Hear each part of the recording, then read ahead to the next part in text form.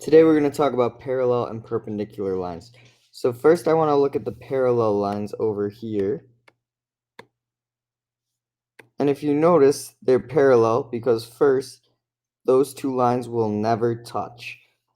So that's one thing to know about parallel lines. I'm going to write it over here to the right just so there's room, but you could write it right underneath parallel lines. They don't touch.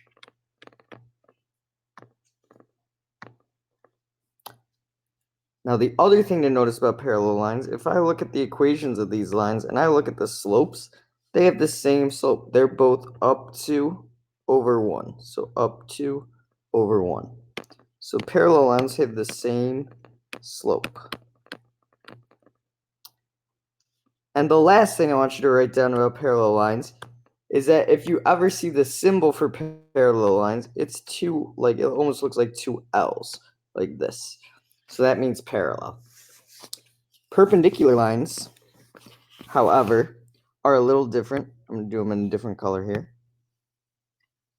The perpendicular lines, we notice they do cross, they intersect, and specifically they intersect and make a 90-degree angle. So we're going to say they intersect at 90-degree angles or right angles. Not only do they intersect at right angles, special property about their slopes is they have what we call opposite reciprocal slopes.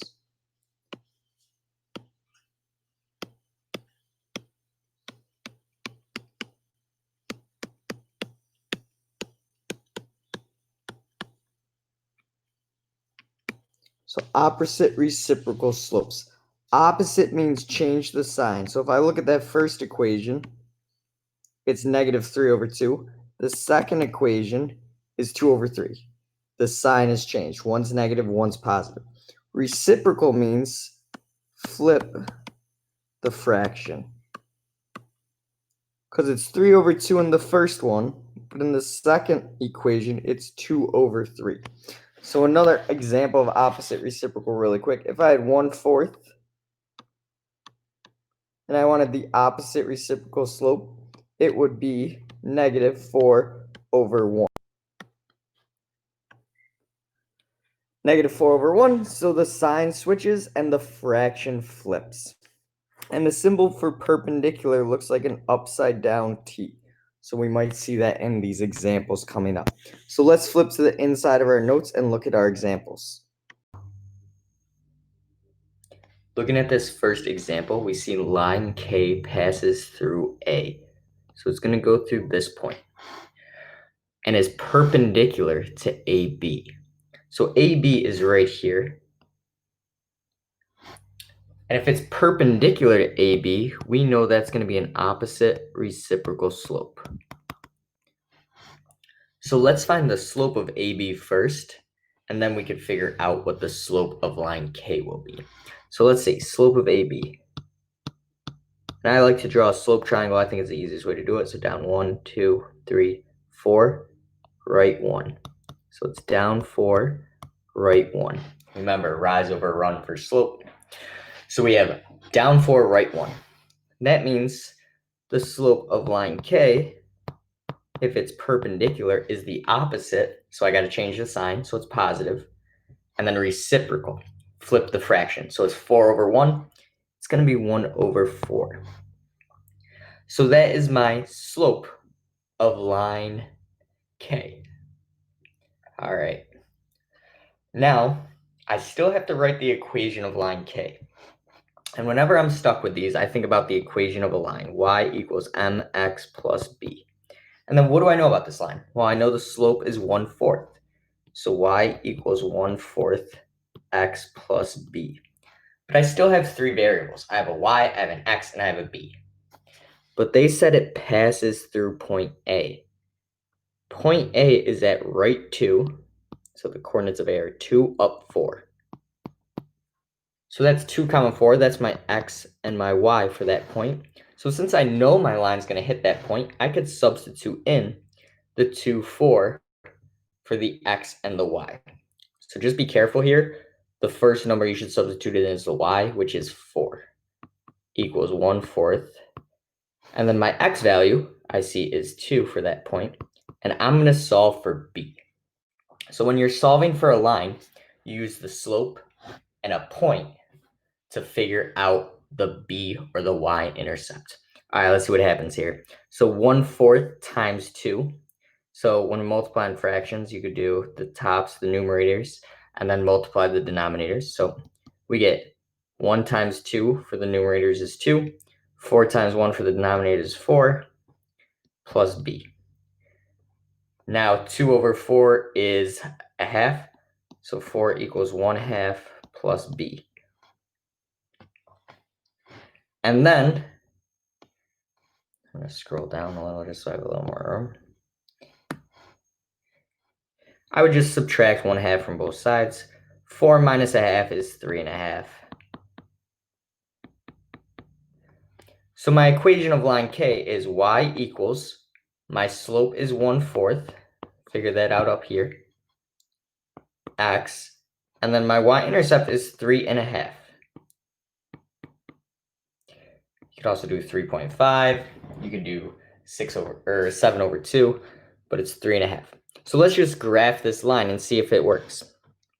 So if my slope is 1/4, I could go up 1 over 1, 2, 3, 4, but that's off the grid.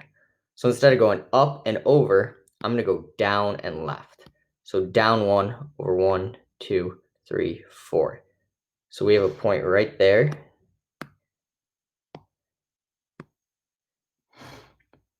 If I connect, make a line as best I can here. This is line K. And yeah, the y-intercept is right there at 3.5. So we see that that equation is correct. So a couple things to notice. First, definitely figure out what slope you're going to use. And then you could use that point to substitute in and solve for b. All right, so I want you to try the U-try. We're going to pause the video here, and you're going to give this one a go. Once you're done, we'll hit play.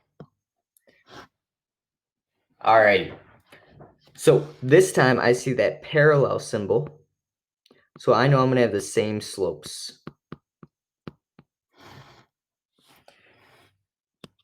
And CD passes through 2, 1. So up or right 2, up 1. So it's going to go through that point, and we got to determine the equation. Well, I got that point, and that's my x and y. But I still need to know the slope. So the slope of AB is down 1, down 2, right 1, 2, 3, 4. Down 2, right 4. Rise over run. So AB's slope, if I simplify that, that's negative 1/2. So we saw here, we annotated, which was really smart, the same slopes. So my slope of this new line is going to be 1/2. So I'm going to say y equals negative 1/2 x plus b. Now to solve for b, I have an x and a y, the point that we got to hit. So y is 1 equals negative 1/2, x is 2 plus b. Now we can solve for b. 1 equals negative 1 times 2, or negative 1/2 times 2 is negative 2/2, which just simplifies to negative 1, plus b. I'm going to add 1 to both sides here to solve for b. Use those inverse operations, so b equals 2. So my equation is y equals negative 1/2 was my slope, and my y-intercept I found was positive 2. And let's just graph that to make sure it looks right. So if my slope is down 1/2, down 1/2, yep, down 1/2, or I could go up 1, left 2, and yep, that hits the y-intercept of 2, just like we thought it would. So that's line CD. So let's take a second and really make sure we understand. We did an example with perpendicular. We did an example with parallel. What must we remember when graphing or writing the equation of parallel and perpendicular lines? Take a second, think to yourself, stop and jot. What do we need to remember?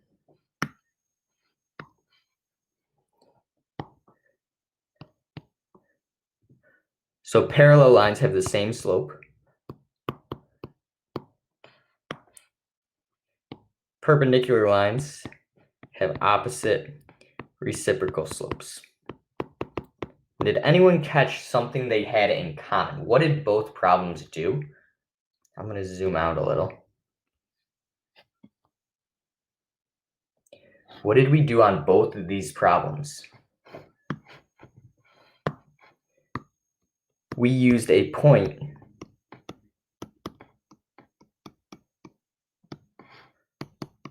to sub into the equation and solve for b, that y-intercept.